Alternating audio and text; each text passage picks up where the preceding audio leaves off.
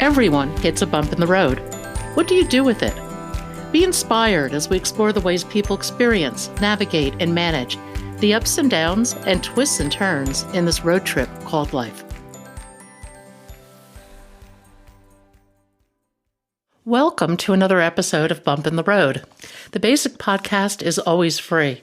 We also have a premium subscription called Bump 2 that lets you listen in on extended behind-the-scenes conversations with our guests. Check it out at www.bumpintheroad.us. Judy Pearson is an author, a breast cancer survivor, and a remarkable human.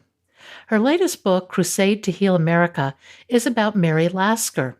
The book takes us back to the 1920s and the rise of the new woman, a woman of the times who was socially liberated, could vote, smoke, and go to any of the many speakeasies that resulted from Prohibition.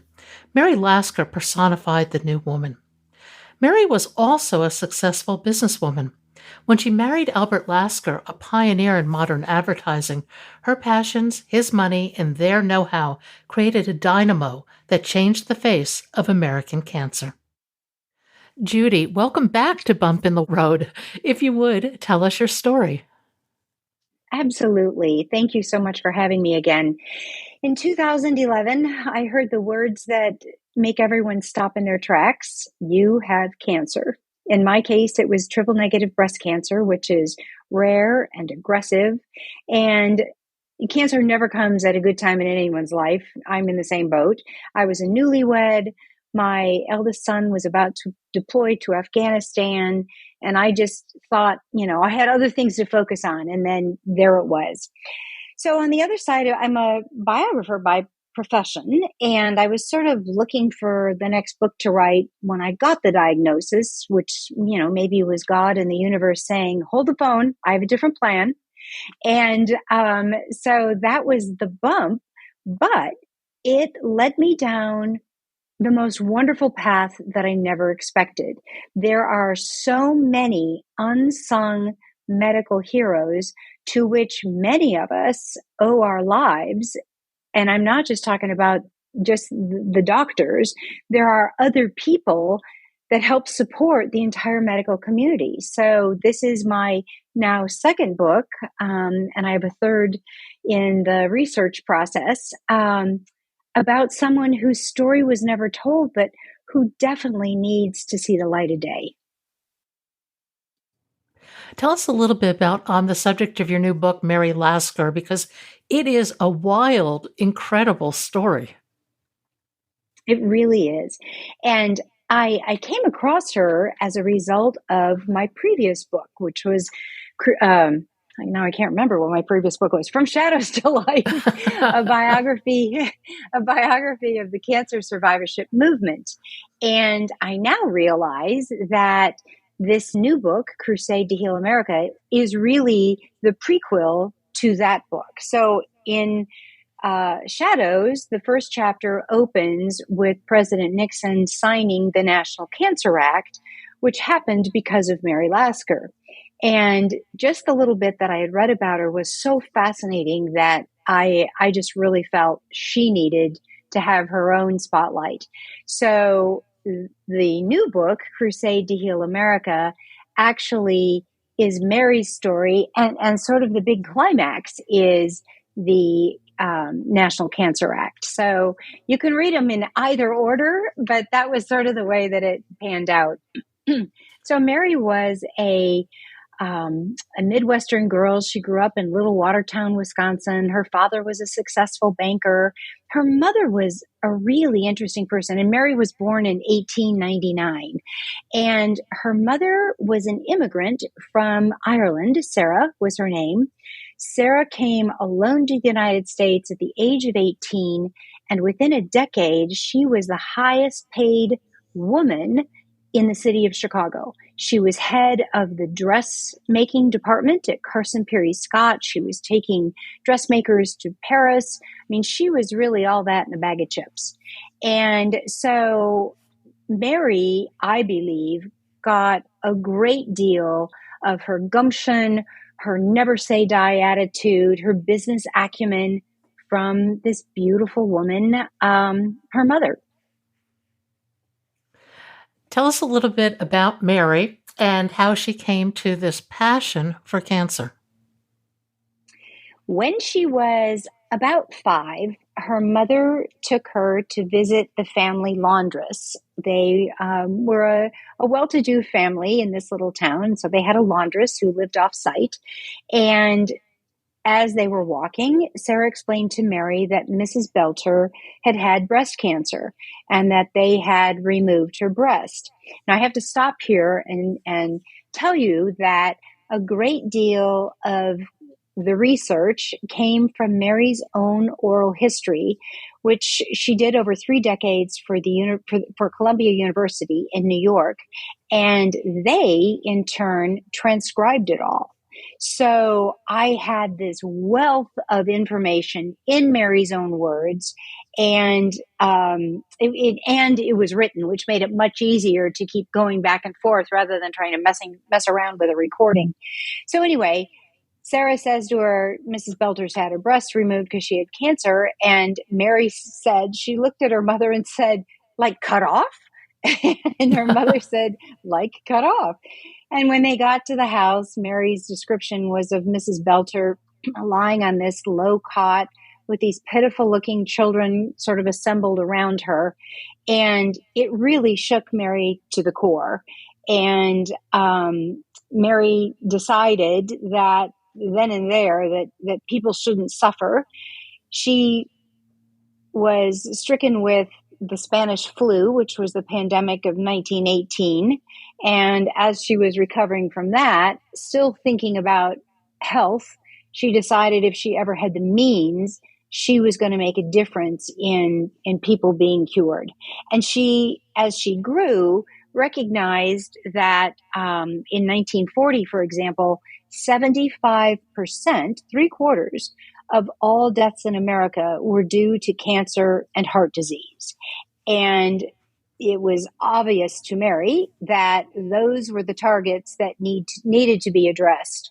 That this idea that it was just the will of God, which was sort of what everyone felt at the time, was just not going to cut it for her.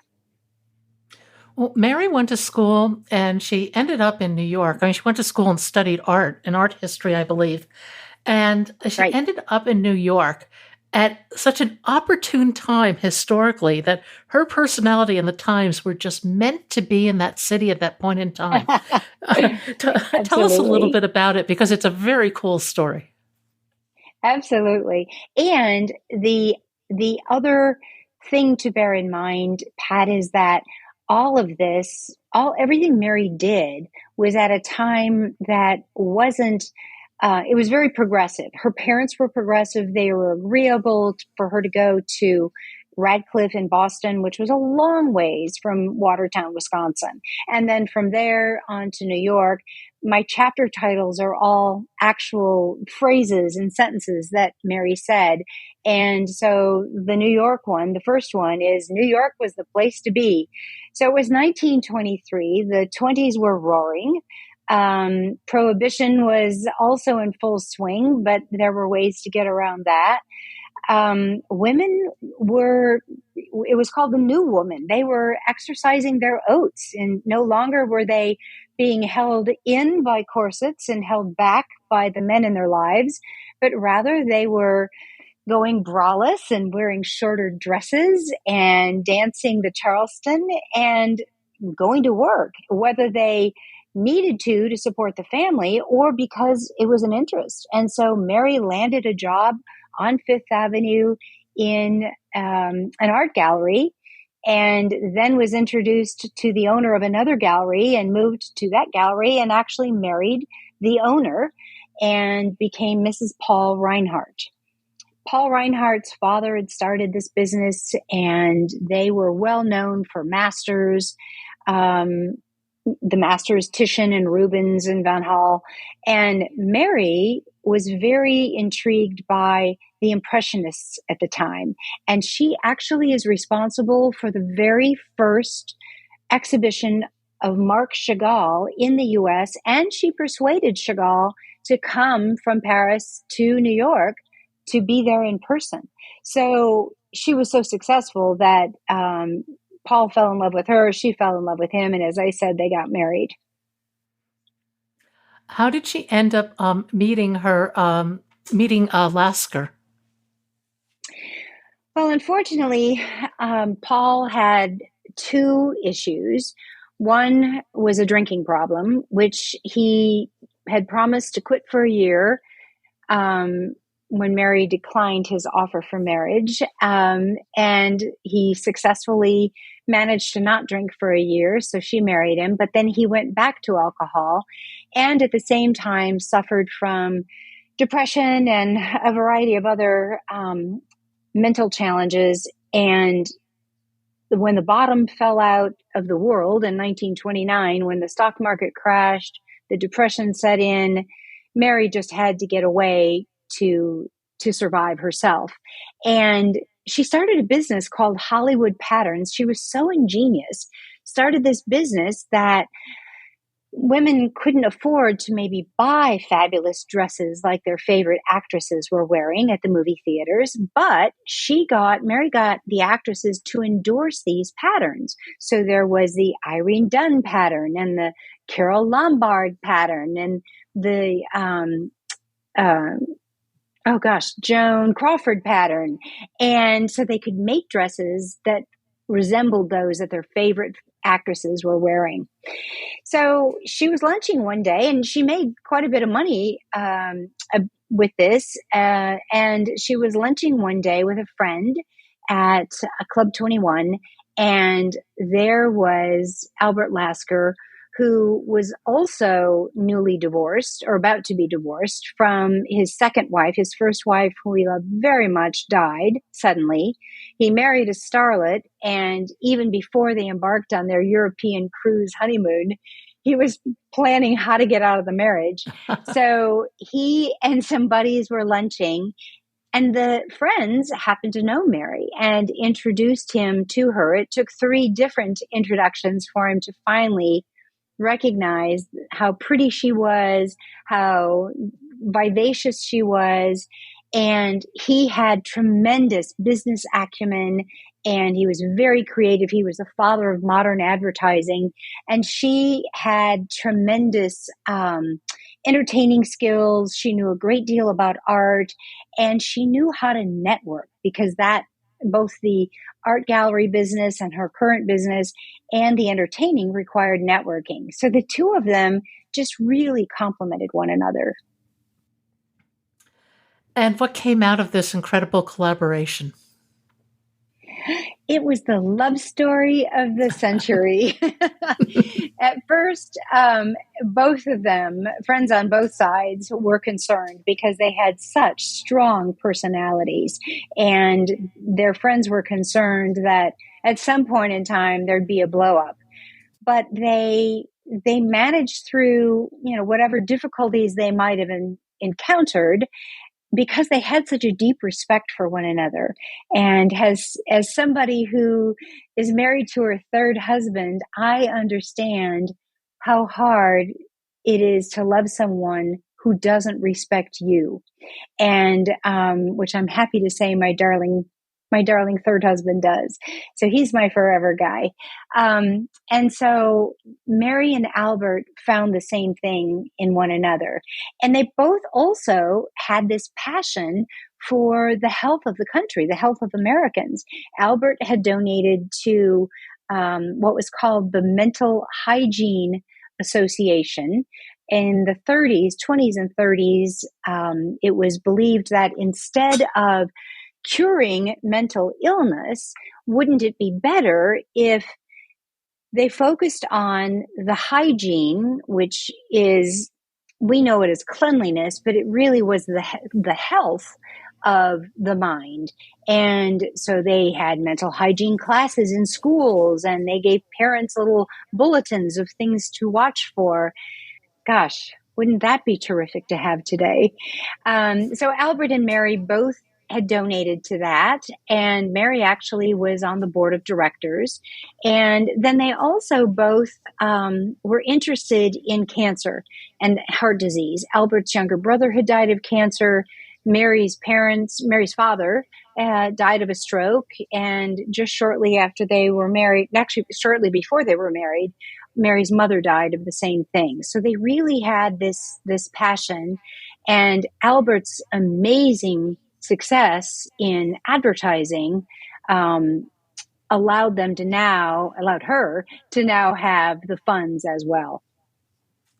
It took a lot of guts to take on a topic like cancer, particularly at the time.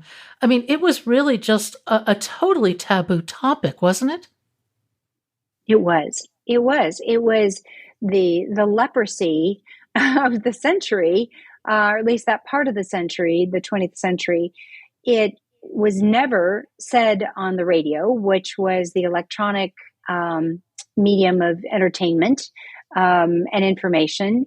It was never printed in the newspaper, or rarely printed in the newspaper, because there was nothing that could be done. There was no point in talking about it. And that's why it was referred to as the Big C. And so it was really, and there was what Albert and Mary came to learn was there was no research being done. No one was trying to cure it, as Mary called it. She wanted, her words, a simple pill that a simple doctor can give to a suffering patient. And she was determined that with enough money, that could be accomplished.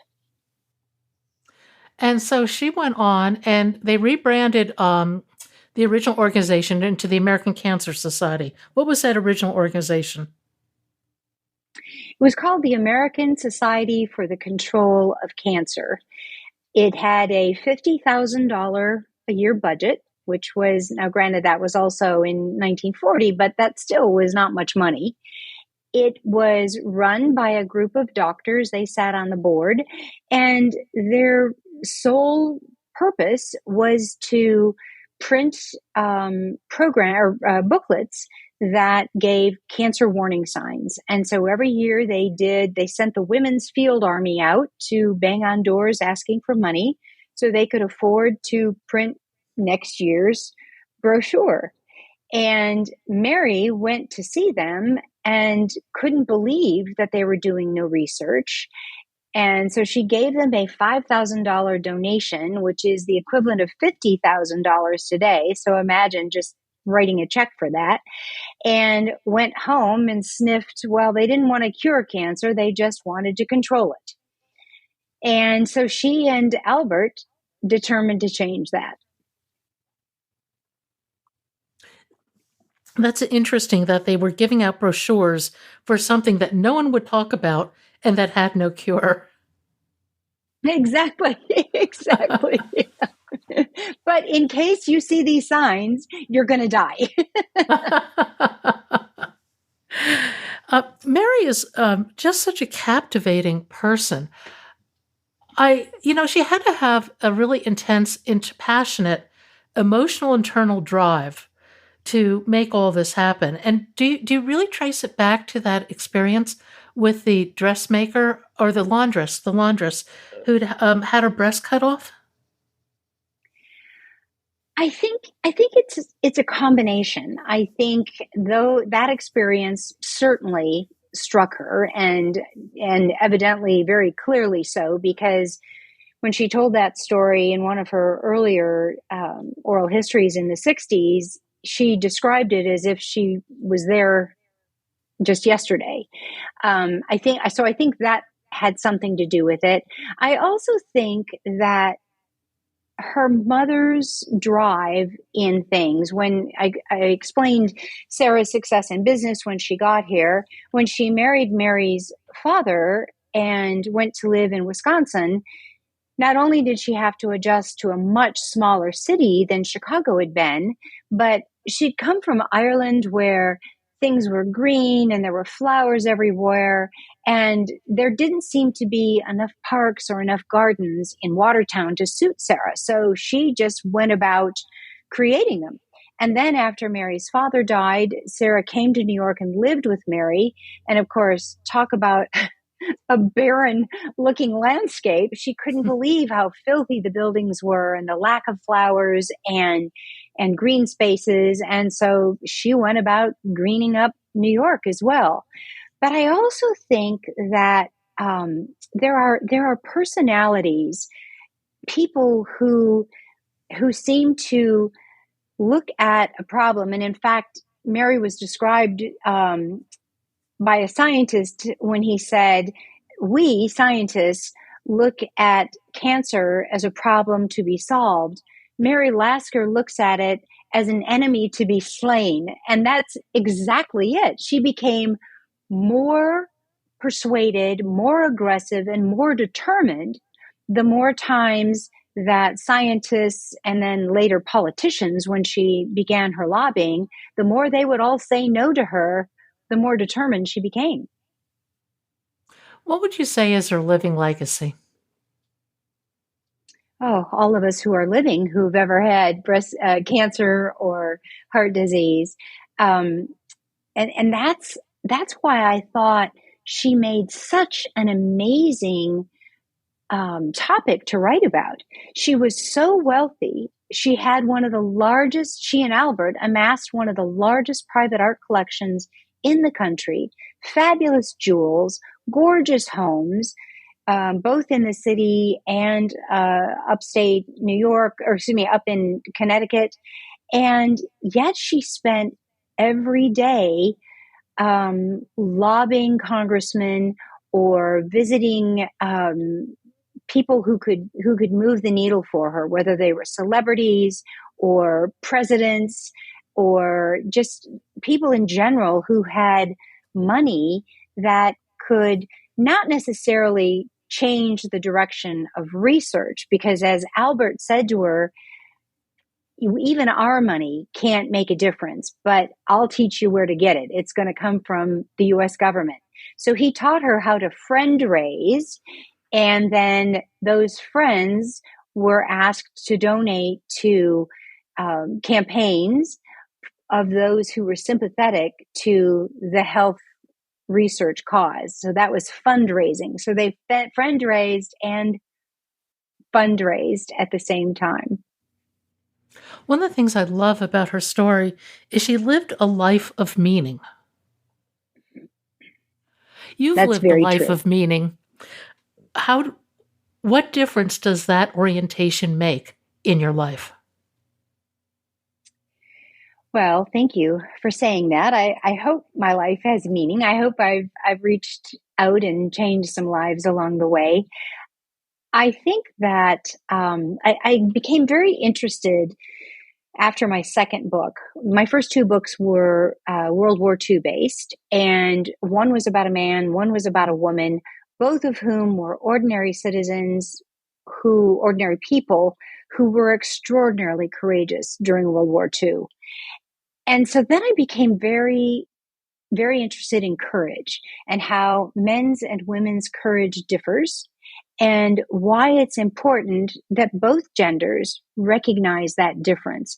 We think of courage as rushing into a burning building or lifting a car off a child or something very physical. And that seems to be the general impression of courage that comes into mind. David and Goliath and all the early wars where only men, marched off to battle and then stabbed each other before even guns and weapons of mass destruction. And yet women have a very different kind of courage. And in fact, that was going to be the title of the book. But I realized, I went back to it after cancer, and I realized that I'm a storyteller. I like to tell stories, and I couldn't find the next story. So I started a little organization that celebrated women survivors of all cancers who were giving back to the greater good. It's called a second act. You get to the other side of cancer, and almost, I don't know the actual figure, but it's got to be well into the 90 percentile of survivors, women survivors, want to do something to help others. In fact, it's really interesting. I just saw an ad the other day, must have been yesterday. As soon as October comes, of course, we hear a lot about breast cancer and cancer in general. And it was an ad for some kind of financial institution. I don't know whether it was a bank or a brokerage firm, but it was this woman telling her story about how she had cancer. And then she wanted to create this beautiful place of respite that women could come after their cancer and stay for a week or two and connect with other cancer survivors. And so this banking institution had helped her.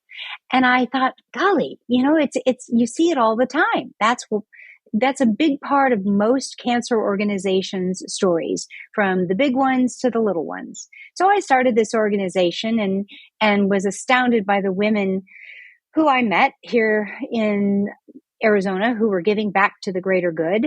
And I met a woman who had done that, and she became the inspiration for From Shadows to Life. And so I think anyone's life has meaning.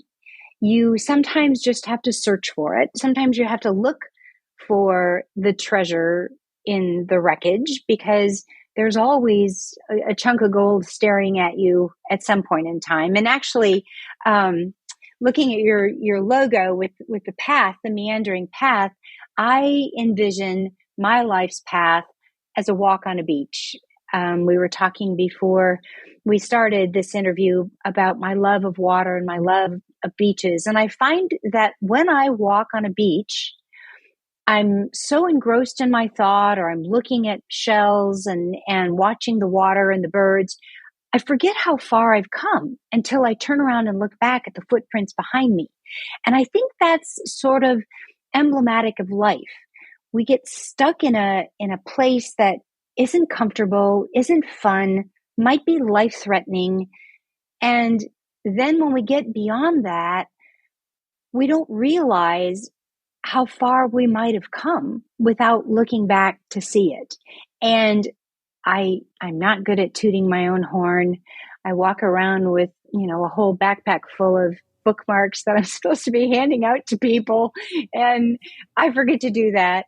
But I will tell you that I've told that story so many times about the footprints in the sand and how important it is to realize that even if you've only taken a couple of steps after a really big life crisis, those steps are important. The hardest step to make is always the first one in any journey.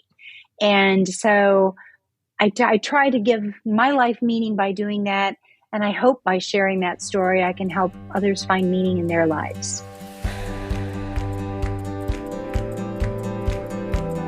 Thank you for listening. I hope you'll support this podcast by becoming a Bump 2 subscriber. Buy us a cup of coffee. It's your support that makes this podcast and website possible. I hope you found something in today's podcast that inspires you along your own life's path, because sometimes a bump in the road is actually a portal into a more conscious and meaningful life.